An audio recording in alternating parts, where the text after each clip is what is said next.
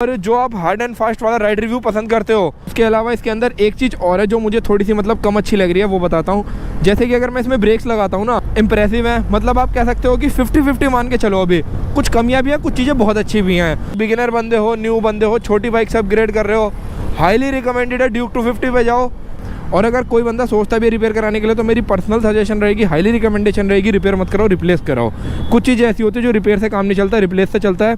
थोड़ा रुक के करा लो, बजट बना के करा लो, पर रिप्लेस कराओ, ठीक है। So hey guys, welcome back to Preet vlog. बहुत लंबे टाइम के बाद आज फाइनली आप लोगों के लिए एक बढ़िया वीडियो लेके आया हूँ। कंटेंट ऐसा, टॉपिक ऐसा, आपको देख के मज़ा आएगा। जेन्युइनली आप लोग बोलोगे I am totally loving it.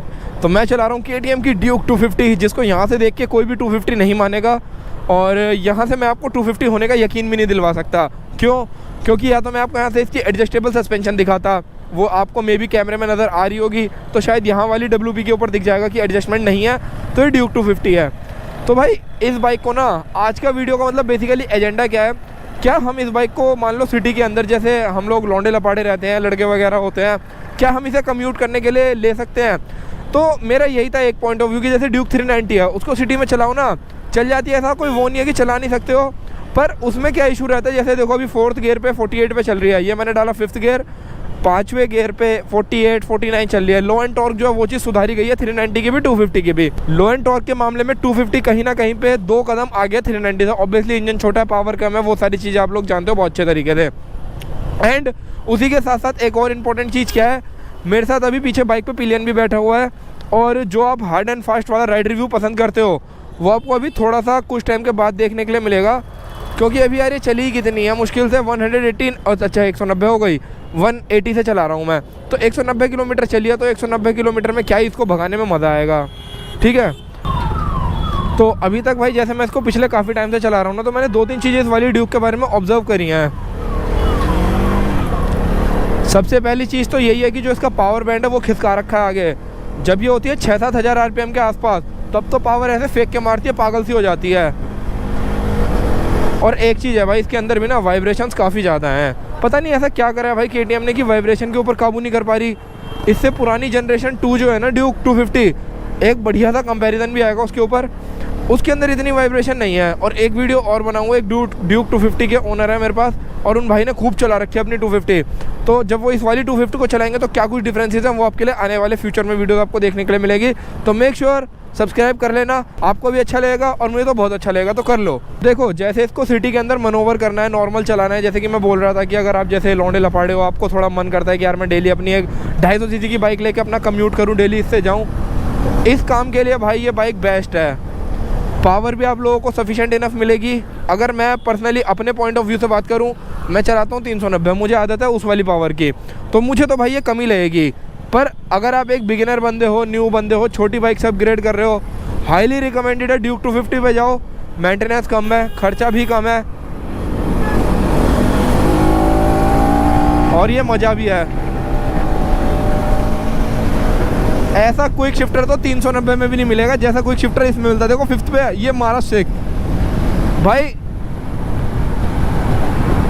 वैसे ये 1 वे रोड है और ये रॉन्ग साइड खुद पुलिस वाले आ रहे हैं, कौन बोले इन्हें, सिर्फ ये जाने की रोड है, आने की नहीं है। तो इन सारे केसों में अगर आप देखते हो ना, पावर वगैरह सारी चीज़ें आपको सफिशिएंट इनफ मिलेंगी। और एक्सीलेटर खींचते ही ना फील होगा भाई कुछ चला रहे हो। और स्टेबिलिटी तो बाइक की भाई मेरे पास शब्द नहीं है, मैं कैसे एक्सप्लेन करूँ क्या स्टेबिलिटी है इसके अंदर। और इसका जो क्विक शिफ्टर है इतना बेस्ट है, इतना बेस्ट है, इतना बेस्ट है, टू मच अमेजिंग। मतलब अभी मैं इसके पूरा RPM नहीं खींच रहा हूँ, मैक्सिमम 7-8 हज़ार RPM तक ही लेके गया हूँ, क्योंकि अभी न्यू बाइक है ना। खैर होता कुछ नहीं है, पर फिर भी थोड़ा सा देखो सावधानी हटी और दुर्घटना घटी वाली बात रहती है ना। और बाद में फिर अगर कुछ हो हुआ जाए, वैसे तो भगवान जी ऐसा कुछ नहीं करेंगे, बाई चांस इन केस 1% हो जाए तो दिमाग में आता है यार मैं नहीं भगाता तो ठीक रहती। तो भाई मेरे पॉइंट ऑफ व्यू से तो इस बाइक को सिटी में चलाने के लिए बेस्ट है। और इसके जैसा क्विक शिफ्टर किसी भी बाइक में नहीं है, जिसकी मैंने दोबारा से अगेन तारीफ़ कर दी है। सेकेंडली अगर इसके अंदर मैं 1-2 चीज़, जैसे मैंने बताया थोड़ा वाइब्रेशन मेरे को ज़्यादा लग रही है, उस चीज़ पे थोड़ा काबू होना चाहिए। और वाइब्रेशन का एक पॉइंट में एक चीज़ और ऐड कर देता हूँ, अभी 192 किलोमीटर चली है, मे बी अगर ये क्लॉक करती है 5000 किलोमीटर के आसपास जब चल जाएगी ना। मेरी ड्यूक 390 में भी यही था, जब उसने 5000 किलोमीटर क्रॉस कर दिए थे तब उसने मज़ा बांध दिया था, बहुत स्मूथ हो गई थी, बहुत रिफाइंड हो गई थी। तो मे बी शायद ये भी हो जाए। पर LC40 इंजन की बाइकें जितनी हैं अभी तक, चाहे वो ड्यूक 390 हो, ड्यूक 250 का मेरे को देखो पर्सनली इतना भी पता ही नहीं है। 390 के अंदर तो नहीं होती स्मूथ, उसमें वाइब्रेशन रहती ही रहती हैं, ठीक है। तो इसका अब हम खुद अपनी नज़रों के सामने टेस्ट कर लेंगे, ठीक है जी। एंड उसके अलावा इसके अंदर एक चीज़ और है जो मुझे थोड़ी सी मतलब कम अच्छी लग रही है, वो बताता हूँ। जैसे कि अगर मैं इसमें ब्रेक्स लगाता हूँ ना एकदम से, जैसे मान लो सडनली ब्रेक लगाते हैं, तो ड्यूक 390 की इस चीज़ का मैं बहुत बड़ा फ़ैन था, बहुत एक्सट्रीम लेवल पे, कि यार तुम मेरी बाइक में कैसे ब्रेक मार दो, ABS कभी किक इन नहीं करता है। बट अगर इसके अंदर बहुत ज़ोर से ब्रेक दबाओ ना फ्रंट का, तो लीवर छुड़ा रहा है, ABS ना बीच में डिस्टर्बेंस क्रिएट कर रहा है। एक राइडिंग की जो राइडेबिलिटी है ना, या फिर मतलब एक जो राइडिंग की पूरे प्रॉपर पोटेंशियल है, जो वो अपनी राइडिंग स्किल्स दिखाना चाहे, वो चीज़ इसका फ्रंट ब्रेक नहीं दिखाने दे रहा है। रियर ब्रेक तो मैं लगाता ही नहीं हूँ। आप लोगों में से जो लोग मेरे को पहले से फॉलो कर रहे होंगे, पहले से मेरे को मतलब देखते होंगे, वीडियोज़ वगैरह देखते होंगे, उन्हें पता होगा कि भाई रियर ब्रेक तो मैं यूज़ ही नहीं करता हूँ। मैं यूज़ करता हूँ सिर्फ और सिर्फ फ्रंट ब्रेक। और फ्रंट ब्रेक के ऊपर भाई ये ऐसे रुकते एकदम बेस्ट। हालांकि करने दोनों ब्रेक यूज़ चाहिए, सबका अपना अपना तरीका होता है चलाने का। मेरा तरीका ये है कि मेरे को फ्रंट ब्रेक से चलाने की आदत है, शुरुआत से ऐसे चलाई है। तो ये ना जब इसको ज़्यादा ज़ोर से लगाओ, थोड़ा तेज़ स्पीड में लगाओ ना, तो थोड़ा ये फ्रंट ब्रेक जो वो बैक मारता है। इसका मैं आपको सॉल्यूशन भी बता देता हूँ जो मुझे लगता है, पर अभी मैंने उस चीज़ को ट्राई नहीं करा है। जब ट्राई कर लूँगा तब और कन्फर्मेशन दावे के साथ ठोक के बोलूँगा ये बात। अगर इसके अंदर हम ड्यूक 390 के अंदर जो ब्रेम्बो आता है वो डाल देंगे ना, तो ये वाली दिक्कत मुझे लगता है इसकी रेक्टिफाई हो जाएगी और ये जो प्रॉब्लम है इसके अंदर ख़त्म हो जाएगी। एंड साथ में भाई बाइक की सस्पेंशन, क्या गगन चुम्बेश्वरी सस्पेंशन है भाई, बहुत बढ़िया सस्पेंशन है, बहुत ही बढ़िया।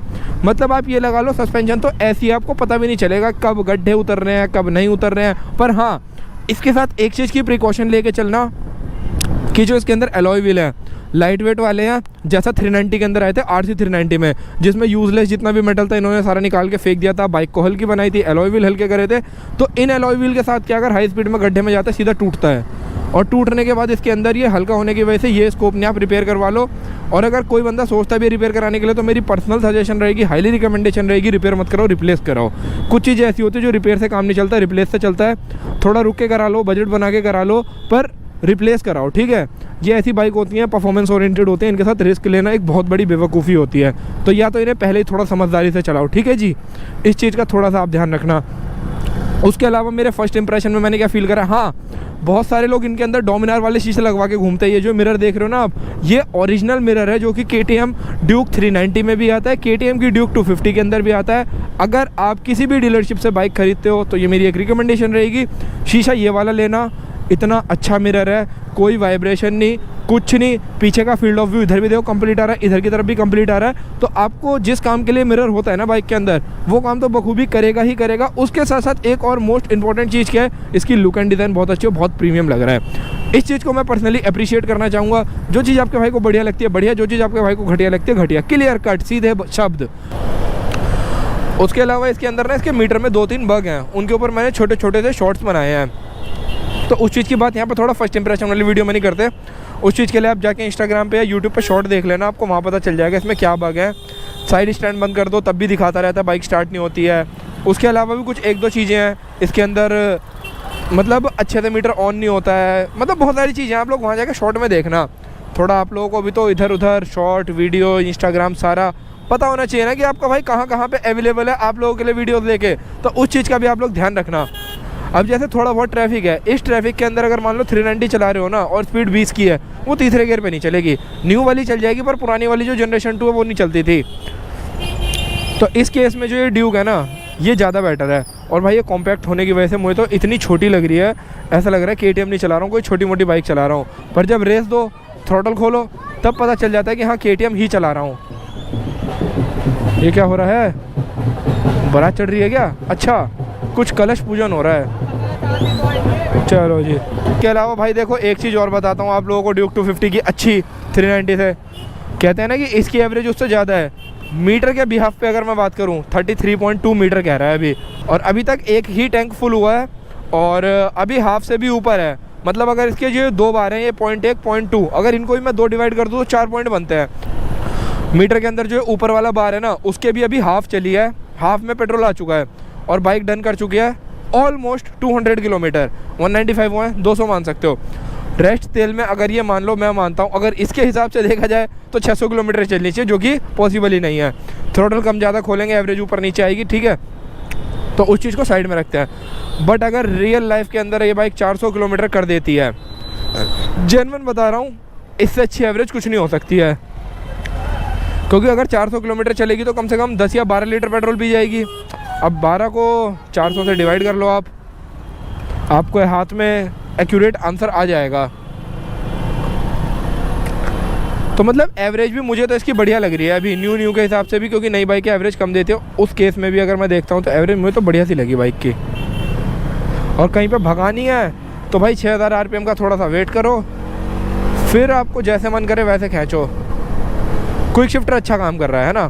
तो फर्स्ट इंप्रेशंस की अगर मैं बात करता हूँ ना, तो ये सारी चीज़ें इसकी मुझे बहुत बढ़िया लगी। एंड हाँ, टायर्स भी बहुत अच्छा परफॉर्म कर रहे हैं। स्टील ब्रेसिस के अंदर टायर है, देखो लिटाता हूँ, ये देखो।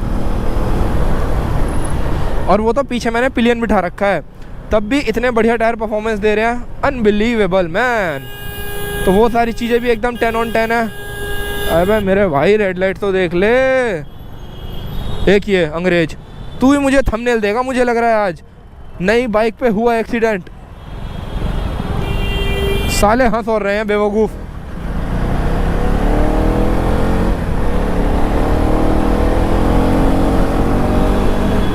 और भाई जो बंदा इस बाइक को पहली बार भी चलाएगा ना, जैसे मेरे ताऊ जी ने इस बाइक को चलाया था, तो चलाने के बाद कह रहे यार ये तो बहुत हल्की लग रही है और बड़ा मज़ा आ रहा है बाइक चलाने में, मतलब इम्प्रेस हुए। और उनका एक चीज़ और थी, कहते मेरे को तेरी वाली ड्यूक से ज़्यादा मज़ा आ रहा है इसको चलाने में। क्यों? क्योंकि इसके ऊपर एक तो इसका जो बॉडी टू वेट रेशियो है हल्की है, सेकंड चीज़ इसके अंदर आप लोगों के जो पैर है वो ज़मीन पे ज़्यादा जाते हैं, तो कॉन्फिडेंस आदमी का ज़्यादा बिल्ड हो जाता है।